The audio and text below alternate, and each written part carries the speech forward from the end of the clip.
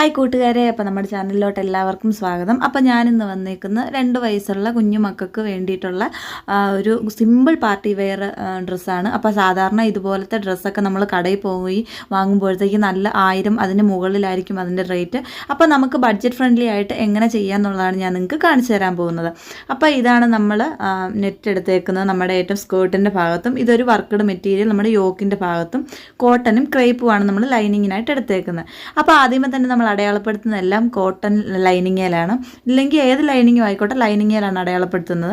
അപ്പോൾ അതിൻ്റെ ഇറക്കവും വീതിയും എന്ന് പറയുന്നത്, ഇറക്കം നമ്മൾ എടുത്തേക്കുന്നത് 8.5 ഇഞ്ചും അതുപോലെ തന്നെ അതിൻ്റെ വീതി എടുത്തേക്കുന്നത് 8 ഇഞ്ചും. അപ്പോൾ 2 പീസ് തുണിയും നമ്മൾ ഒരുപോലെ അളവിൽ തന്നെയാണ് എടുക്കേണ്ടത്. അത് നിങ്ങൾ പ്രത്യേകം ശ്രദ്ധിക്കേണ്ടതാണ്. നമ്മൾ കട്ട് ചെയ്യുമ്പോൾ മാത്രം ഫ്രണ്ടും ബാക്കും സെപ്പറേറ്റ് കട്ട് ചെയ്യുന്നുള്ളൂ. കാരണം ബാക്കിൽ നമ്മൾ സിബ് പിടിപ്പിക്കുന്നുണ്ട്.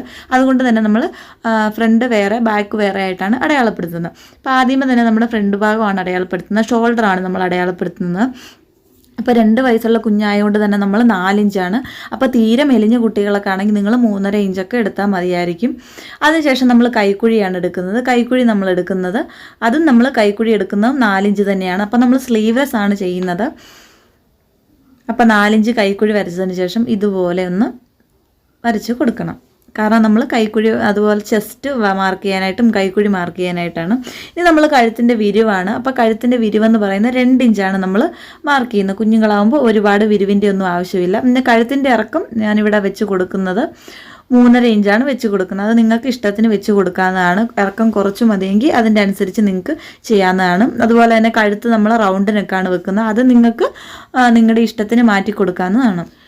അടുത്തത് നമ്മൾ ചെസ്റ്റ് അളവാണ് മാർക്ക് ചെയ്യുന്നത്. ചെസ്റ്റ് അളവ് നമ്മൾ 20 വേണ്ടത്. അപ്പോൾ 20നെ 4 എന്ന് ഭാഗിച്ചപ്പോൾ നമുക്ക് കിട്ടിയേക്കുന്നത് 5 ഇഞ്ചാണ്. അപ്പോൾ 5 ഇഞ്ച് മാർക്ക് ചെയ്തു. അതിനുശേഷം നമ്മൾ തയ്യൽ തുമ്പിനും ലൂസിനും ഒക്കെ കൂടിയിട്ട് ഒരു 2 ഇഞ്ച് മാർക്ക് ചെയ്ത് കൊടുക്കുന്നുണ്ട്. അത് ഓപ്ഷണലാണ്. 2 ഇഞ്ചോ ഇല്ല 1 ഇഞ്ചോ 1.5 ഇഞ്ചൊക്കെ മാർക്ക് ചെയ്ത് കൊടുത്താൽ മതി. അതുപോലെ തന്നെ വേസ്റ്റിൻ്റെ അവിടെ നമ്മൾ 5 ഇഞ്ച് ആണ് നമ്മൾ കൊടുക്കുന്നത്. അതുപോലെ തന്നെ 2 ഇഞ്ച് നമ്മൾ അവിടെയും ലൂസിനും തയ്യൽ തുമ്പിനൊക്കെ ആയിട്ട് കൊടുത്തിട്ടുണ്ട്. അതിനുശേഷം കൈക്കുഴി നമ്മൾ ഇതുപോലെ ഒന്ന് വരച്ച് കൊടുക്കുന്നു. അപ്പോൾ കർവ് സ്കെയിലുള്ളവരാണെങ്കിൽ അങ്ങനെയും കുഴിച്ച് വരച്ച് കൊടുത്താൽ മതി. അപ്പം ഞാനിതിപ്പോൾ ജസ്റ്റ് കൈക്കുഴിയും അതുപോലെ തന്നെ കഴുത്തുമൊക്കെ ഇങ്ങനെ വരച്ച് കൊടുക്കുന്നുള്ളൂ. അപ്പോൾ കർവ് സ്കെയിൽ ഇല്ലാത്തവർക്കും ഇതുപോലെ ചെയ്യാമെന്നുള്ളതിന് വേണ്ടിയിട്ടാണ് ഞാനിങ്ങനെ കാണിച്ചു തരുന്നത്. ഇനി നമുക്കിത് കട്ട് ചെയ്തെടുക്കാം. അപ്പോൾ ഇതാണ് നമ്മുടെ ഫ്രണ്ട് പീസ്. അപ്പോൾ ഇത് കോട്ടൺ ലൈനിങ്ങിലാണ് നമ്മൾ അടയാളപ്പെടുത്തിയേക്കുന്നത്. ഇതുപോലെ തന്നെ നമ്മൾ ക്രേപ്പിലും അതുപോലെ തന്നെ നല്ല മെറ്റീരിയൽ നമ്മൾ കട്ട് ചെയ്തെടുക്കേണ്ടതാണ്. ഇനി നമ്മൾ ബാക്ക് പീസാണ് കട്ട് ചെയ്യുന്നത്. അപ്പോൾ ബാക്ക് പീസിൽ നമ്മൾ ആദ്യമേ കഴുത്ത് നമ്മൾ 2 ഇഞ്ചാണ് ഫ്രണ്ടിൽ എടുത്തേക്കുന്ന കഴുത്തിൻ്റെ വിരിവ്. ഇവിടെ നമ്മൾ 2.5 ഇഞ്ചാണ് എടുത്തേക്കുന്നത്. അപ്പോൾ എന്തിനാണ് നമ്മൾ 1/2 ഇഞ്ച് കൂട്ടി എടുത്തേക്കുന്നത് വെച്ചിട്ടുണ്ടെങ്കിൽ ബാക്കിൽ നമ്മൾ സിബ് പിടിപ്പിച്ച് കൊടുക്കുന്നുണ്ട്. അപ്പോൾ 2 സൈഡിൽ നമ്മൾ ഒരു 1/4 ഇഞ്ച് നമ്മൾ സിപ്പ് അടിക്കാൻ വേണ്ടിയിട്ട് പോകുന്നുണ്ട്. അപ്പോൾ ആ ഒരു കാര്യത്തിൽ നമ്മുടെ കഴുത്ത് ബാലൻസ് ചെയ്ത് നിൽക്കാൻ വേണ്ടിയിട്ടാണ് നമ്മൾ 2.5 ഇഞ്ച് കൂട്ടി മാർക്ക് ചെയ്യുന്നത്. അല്ലാതെ അല്ല, നിങ്ങളത് ശ്രദ്ധിക്കണം. ഇല്ല 2 ഇഞ്ച് തന്നെ എടുക്കുമ്പോൾ കഴുത്തിൻ്റെ പുറകുവശത്തൊരു ചുളിവ് വരാനായിട്ടുള്ള ചാൻസ് ഉണ്ട്. ഇനി അടുത്ത നമ്മൾ മാർക്ക് ചെയ്ത് കൊടുക്കുന്നത് കൈക്കുഴിയാണ്. അപ്പോൾ കൈക്കുഴിയൊക്കെ ബാക്കി നമ്മൾ ഫ്രണ്ടിൽ എങ്ങനെയാണോ മാർക്ക് ചെയ്ത് അതുപോലെ തന്നെ 4 ഇഞ്ച് ഇറക്കം മാർക്ക് ചെയ്യണം. അതുപോലെ തന്നെ ചെസ്റ്റ് അളവൊക്കെ, ചെസ്റ്റ് അളവിൽ ചെറിയൊരു വ്യത്യാസം എന്ന് പറയാം. നമ്മൾ കഴുത്തിന് 2.5 എടുത്തല്ലോ, അതുപോലെ തന്നെ നമ്മൾ ചെസ്റ്റ് അളവിൽ നമ്മൾ ഫ്രണ്ടിൽ 5 എടുത്തെങ്കിൽ ബാക്കിൽ വരുമ്പോൾ 5.5. അതുപോലെ തന്നെ തയ്യൽ തുമ്പിന് ലൂസിന് വേണ്ടിയിട്ട് എക്സ്ട്രാ 2 ഇഞ്ച് കൂട്ടിയെടുക്കണം. അതുപോലെ തന്നെ വേസ്റ്റിൽ എടുക്കുമ്പോഴും നമ്മൾ 1/2 ഇഞ്ച് കൂട്ടിയെടുത്തതിന് ശേഷം 2 ഇഞ്ച് നമ്മൾ എക്സ്ട്രാ ഇട്ട് കൊടുക്കേണ്ടതാണ്. അപ്പോൾ അത് നമുക്ക് ഫുള്ള് ചെയ്തെടുത്തിട്ട് വരാം. അപ്പോൾ നമ്മൾ ഫ്രണ്ടിൽ ഡീറ്റെയിൽ ആയിട്ട് പറയുന്നതുകൊണ്ട് തന്നെ ബാക്ക് പീസിൽ ഞാൻ കൂടുതലൊന്നും നിങ്ങൾക്ക് പറഞ്ഞു തരുന്നില്ല. അപ്പോൾ നമുക്കത് കട്ട് ചെയ്തെടുത്തിട്ട് വരാം. അപ്പോൾ കട്ട് ചെയ്തെടുക്കുമ്പോൾ ഇതേ രീതിയിലാണ് നമുക്ക് കിട്ടുന്നത്. ഇനി ഇതേ അളവിൽ തന്നെ നമ്മുടെ ക്രേപ്പ് ലൈനിങ്ങും അതുപോലെ തന്നെ നമ്മുടെ മെയിൻ യോക്കിൽ വെക്കുന്ന തുണിയും നമ്മൾ കട്ട് ചെയ്തെടുക്കണം. അതുപോലെ തന്നെ നമ്മുടെ യോക്കിൻ്റെ ബാക്ക് ഭാഗത്ത് നമ്മൾ വർക്ക്ഡ് മെറ്റീരിയൽ അല്ല വെക്കുന്നത്. അത് നമ്മൾ സ്കേർട്ടിന് പിടിപ്പിക്കുന്ന അതേ പ്ലെയിൻ നെറ്റാണ് നമ്മൾ യോക്കിൻ്റെ ബാക്കിൽ വെക്കുന്നത്. അപ്പോൾ ഇതെല്ലാം നമ്മൾ കട്ട് ചെയ്തെടുക്കേണ്ടതാണ്. ഇനി നമ്മൾ സ്കേർട്ടിൻ്റെ ഇറക്കം എത്രയാണ് വെക്കുന്നതെന്ന് വെച്ചിട്ടുണ്ടെങ്കിൽ 14.5 ഇഞ്ചാണ് നമ്മൾ സ്കേർട്ടിന് വെക്കുന്നത്. അപ്പോൾ അത് തയ്യൽ തുമ്പൊക്കെ പോയതിന് ശേഷം അതിലും കുറയും. അപ്പോൾ അതും കൂടെ നോക്കിയതിന് ശേഷം മാത്രമാണ് നിങ്ങൾ എടുക്കാവുള്ളൂ.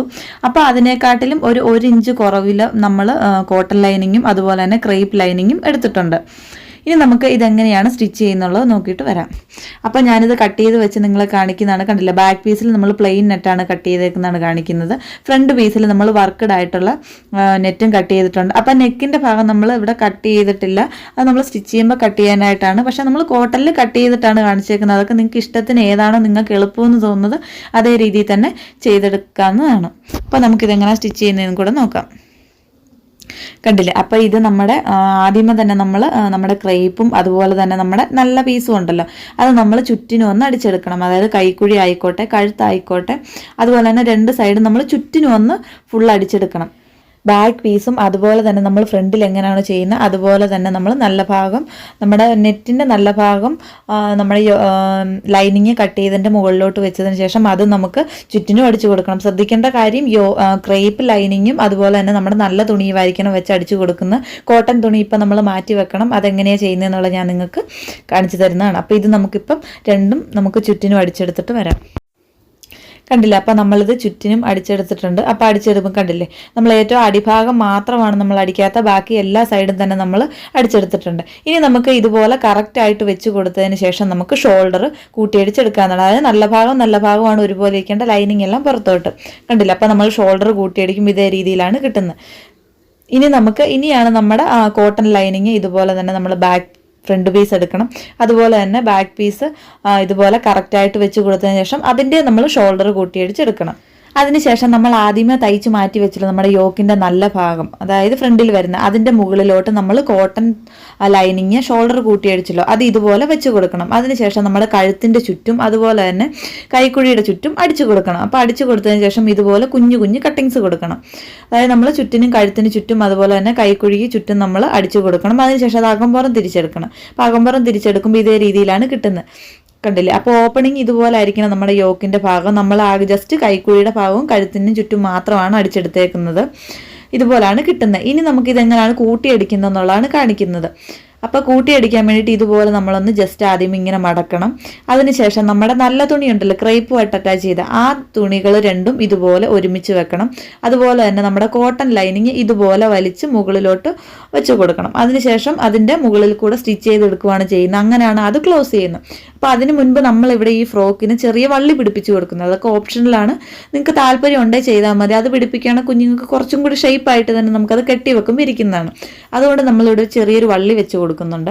അപ്പോൾ വള്ളി വെച്ച് കൊടുക്കുമ്പം നല്ല ഭാഗത്തോട്ടായിരിക്കണം നമ്മുടെ, അതായത് ഉൾഭാഗത്തോട്ടായിരിക്കണം വള്ളി ഇരിക്കുന്നത്. അത് കറക്റ്റായിട്ട് ഇതുപോലെ വെച്ച് കൊടുക്കണം. അപ്പോൾ എന്തെങ്കിലും പിന്നൊക്കെ വെച്ച് കുത്തി വെച്ചതിന് ശേഷം സ്റ്റിച്ച് ചെയ്യുന്നതായിരിക്കും കുറച്ചും കൂടെ നല്ലത്. അപ്പോൾ ഇതുപോലെ വെച്ച് കൊടുത്തതിന് ശേഷം നമ്മുടെ നല്ല ഭാഗവും ഒരുമിച്ച് വെച്ച് കൊടുക്കണം. അതിൻ്റെ നടുക്ക് വള്ളിയും ഉണ്ട്, അത് ശ്രദ്ധിക്കണം. അതുപോലെ തന്നെ നമ്മുടെ കോട്ടൺ തുണിയും ഇതുപോലെ മുകളിലോട്ട് വെച്ച് കൊടുത്തതിന് ശേഷം 2 സ്റ്റിച്ച് ചെയ്യണം, 2 തവണ അടിക്കണം. എങ്കിൽ മാത്രമാണ് അവിടെ പെർഫെക്റ്റ് ആയിട്ട് ഇരിക്കത്തുള്ളൂ. അപ്പോൾ നമുക്കത് 2 സൈഡും ഒരുപോലെ തന്നെ നമ്മുടെ നല്ല ഭാഗവും അതുപോലെ തന്നെ അതിൻ്റെ ഉള്ളിൽ വള്ളിയുണ്ട്, അതെല്ലാം നമ്മൾ കൃത്യമായിട്ട് വെച്ച് കൊടുത്തതിന് ശേഷം നമുക്ക് അടിച്ചെടുത്തിട്ട് വരാം. അപ്പോൾ നമ്മളത് കൃത്യം 2 വട്ടം തന്നെ അടിച്ചെടുത്തിട്ടുണ്ട്. ഇനി നമ്മുടെ ആ കോട്ടൺ ലൈനിങ് ഇതുപോലെ താഴെ ഭാഗത്തോട്ടാക്കിയിട്ടുണ്ട്. കണ്ടില്ല? പെർഫെക്റ്റ് ആയിട്ട് തന്നെ നമുക്ക് കിട്ടിയിട്ടുണ്ട്. സ്റ്റിച്ച് ഒന്നും പുറത്തോട്ട് വരത്തില്ല. ഉള്ളിൽ തന്നെ ഇരിക്കുന്നതുകൊണ്ട് തന്നെ കുഞ്ഞുമക്കൾക്കൊന്നും കൊണ്ടു കയറത്തില്ല. അതുകൊണ്ട് തന്നെ അവർക്കും ഇടാൻ കംഫർട്ടായിരിക്കും. അപ്പോൾ ഇതേ രീതിയിലായിരിക്കും നമുക്ക് കിട്ടുന്നത്. കണ്ടില്ല? വളരെ നീറ്റായിട്ട് തന്നെ നമുക്ക് കിട്ടിയിട്ടുണ്ട്. ഇനി നമുക്ക് എങ്ങനെയാണ് ഇതിൻ്റെ സ്കേർട്ടും കൂടെ ചെയ്യുന്നതെന്നുള്ളതാണ് ഞാൻ നിങ്ങൾക്ക് കാണിച്ചു തരാൻ പോകുന്നത്. അപ്പോൾ നമ്മൾ പറഞ്ഞായിരുന്നു സ്കേർട്ട് ഇല്ല അടിഭാഗത്ത് പ്ലെയിൻ നെറ്റാണ് വെക്കുന്നതെന്നുള്ളത്. ഇതാണ് നമ്മുടെ ക്രൈപ്പിൻ്റെ ലൈനിങ് എന്ന് പറയുന്നത്. അപ്പോൾ ഇതിനൊക്കെ നമ്മൾ ചെറിയ പ്ലീറ്റ്സ് ഇട്ട് കൊടുക്കണം. അപ്പോൾ നമ്മുടെ ക്രേപ്പിൻ്റെ ഏറ്റവും അടിഭാഗത്തെ ലൈനിങ്ങിന് ഏകദേശം ഇച്ചിരി വലുപ്പമുള്ള പ്ലീറ്റ്സ് ഇട്ട് കൊടുക്കാം. തുണി നിങ്ങൾ എത്രയാണോ എടുക്കുന്നത് അതിൻ്റെ അനുസരിച്ചാണ് എടുക്കുന്നത്. പറയാൻ വിട്ടുപോയൊരു കാര്യം, നമ്മളിവിടെ നെറ്റ് 1.5 മീറ്ററും ക്രേപ്പും 1.5 മീറ്ററും കോട്ടൺ ലൈനിങ് 1 മീറ്ററുമാണ് എടുത്തേക്കുന്നത്. അത് നിങ്ങൾ ശ്രദ്ധിക്കണം. ഇനി നമ്മുടെ നെറ്റ് നിങ്ങൾക്ക് എത്ര വേണേലും എടുക്കാം, 1.5 2 മീറ്ററൊക്കെ എടുക്കാം. എത്രത്തോളം നെറ്റ് എടുക്കുന്നോ അത്രത്തോളം വിരിവിയും നമുക്ക് നമ്മുടെ കുട്ടിയുടുപ്പ് കിട്ടുന്നതാണ്.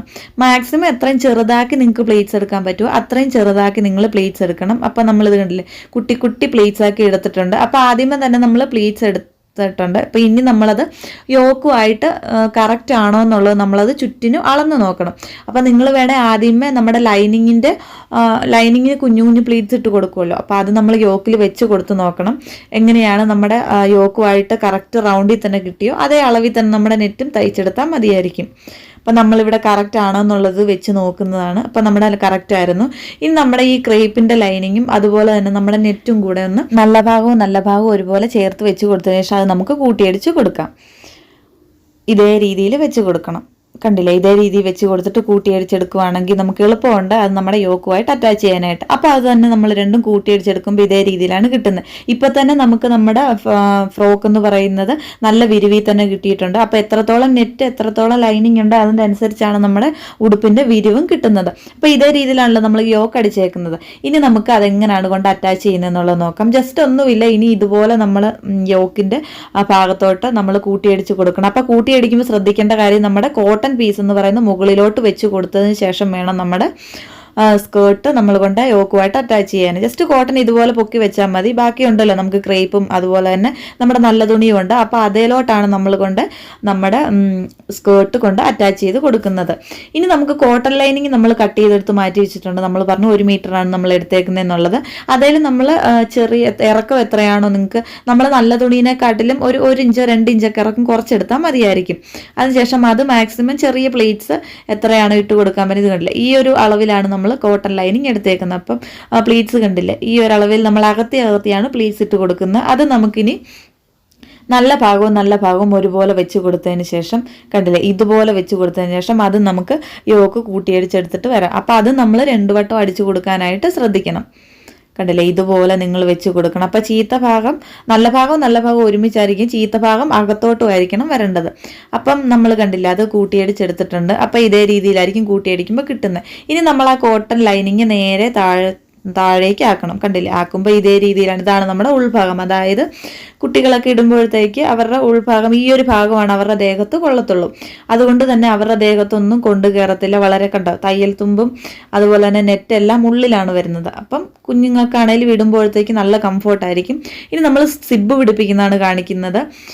കണ്ടില്ല, അപ്പോൾ ഡീറ്റെയിൽ ആയിട്ട് ഒന്നും കൂടി ഞാൻ നിങ്ങൾക്ക് കാണിച്ചു തരുവാണ്. ഇതുപോലെ നമ്മൾ മടക്കിയിട്ടതിന് ശേഷം ഇനി നമ്മൾ സിബ്ബാണ് പിടിപ്പിച്ച് കൊടുക്കുന്നത്. അപ്പോൾ സിബ്ബ് നിങ്ങൾക്ക് വേണമെങ്കിൽ ചെറിയ സിബ്ബ് പിടിപ്പിച്ച് കൊടുക്കാം, ഇല്ല വലുത് വേണമെങ്കിൽ അങ്ങനെയും പിടിപ്പിച്ച് കൊടുക്കാം. നമ്മളിപ്പോൾ ഇവിടെ വലിയ സിബ്ബാണ് പിടിപ്പിച്ചിരിക്കുന്നത്. അപ്പോൾ സിബ്ബ് വേണ്ടാത്തവർക്കാണെങ്കിൽ ഹുക്കാണേലും പിടിപ്പിച്ച് കൊടുക്കാവുന്നതാണ്. അപ്പോൾ ഇൻവിസിബിൾ സിബ്ബാണ് നമ്മളിവിടെ ചെയ്യുന്നത്.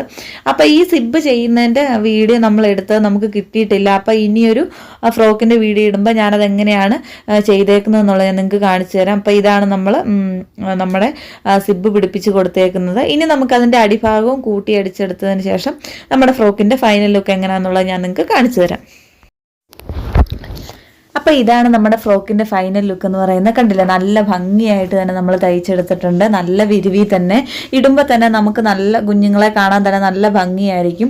അപ്പോൾ ഇതൊരു സിമ്പിൾ പാർട്ടി വെയർ ആണ്, നമുക്ക് നല്ല ബഡ്ജറ്റ് ഫ്രണ്ട്ലി ആയിട്ട് തന്നെ ചെയ്തെടുക്കാവുന്നതാണ്. അപ്പോൾ അതിൻ്റെ ബാക്കിൽ നമ്മൾ ഇതുപോലെ ഒരു ഭംഗിക്ക് വേണ്ടിയിട്ട് ഇതുപോലെ ഒന്ന് ചെയ്തെടുത്തിട്ടുണ്ട്. അത് നമ്മുടെ യോക്കിൽ വെച്ച തുണി തന്നെയാണ് നമ്മൾ ഇതുപോലെ ചെയ്തെടുത്തേക്കുന്നത്. അപ്പോൾ നിങ്ങളുടെ മക്കൾക്കും ഇതുപോലത്തെ തുണിയൊക്കെ നിങ്ങൾ തയ്ച്ചിട്ട് കൊടുക്കണം. അപ്പോൾ അവർക്ക് കുറച്ചും കൂടെ കംഫർട്ടായിരിക്കും ഇടാനൊക്കെ ആയിട്ട്. അതുപോലെ നിങ്ങൾക്ക് ആർക്കെങ്കിലും ഇതേ രീതിയിലുള്ള ഡ്രസ്സ് കുഞ്ഞുമക്കൾക്ക് വാങ്ങണമെങ്കിൽ നമ്മൾ ബഡ്ജറ്റ് ഫ്രണ്ട്ലി ആയിട്ട് കൊടുക്കുന്നുണ്ട്. അപ്പോൾ നമ്മൾ ഡിസ്ക്രിപ്ഷനിൽ നമ്പർ കൊടുക്കുന്നതാണ്. അതിൽ ഞാൻ അതിൻ്റെ റേറ്റ് എത്രയാണെന്നുള്ളതൊക്കെ നിങ്ങൾക്ക് പറഞ്ഞു തരുന്നതാണ്. നല്ല ബഡ്ജറ്റ് ഫ്രണ്ട്ലി ആയിട്ട് തന്നെയാണ് നമ്മളെല്ലാം കൊടുക്കുന്നത് തന്നെ. അപ്പം അതിൽ ഡീറ്റെയിൽ ആയിട്ട് നിങ്ങൾക്ക് ഏത് കളറാണ് വേണ്ടതെന്നുള്ളതൊക്കെ പറയാവുന്നതാണ്. അപ്പോൾ വീഡിയോ കൊണ്ട് ഇഷ്ടപ്പെടുകയാണെങ്കിൽ തീർച്ചയായിട്ടും എല്ലാവരും ഒന്ന് സപ്പോർട്ട് ചെയ്യണം. അതുപോലെ തന്നെ നിങ്ങളുടെ വിലയേറിയ അഭിപ്രായങ്ങളും കമൻറ്റിലൂടെ പറയേണ്ടതാണ്. എന്തെങ്കിലും സംശയം ഉണ്ടെങ്കിൽ നിങ്ങൾ കമൻറ്റ് ചെയ്താൽ മതി. അതുപോലെ തന്നെ സിബ്ബ് പിടിപ്പിക്കുന്നതിൻ്റെ വീഡിയോ ഞാൻ ഇനി അടുത്തൊരു ഫ്രോക്ക് ചെയ്യുമ്പോൾ നിങ്ങൾക്ക് കാണിച്ചു തരുന്നതാണ്, എങ്ങനെയാണ് ഇൻവിസിബിൾ ആയിട്ടും അത് ചെയ്തെടുക്കുന്നതെന്നുള്ളതൊക്കെ. അപ്പോൾ നമുക്ക് വീണ്ടും അടുത്ത വീഡിയോയിൽ കാണാം. Tata, bye bye.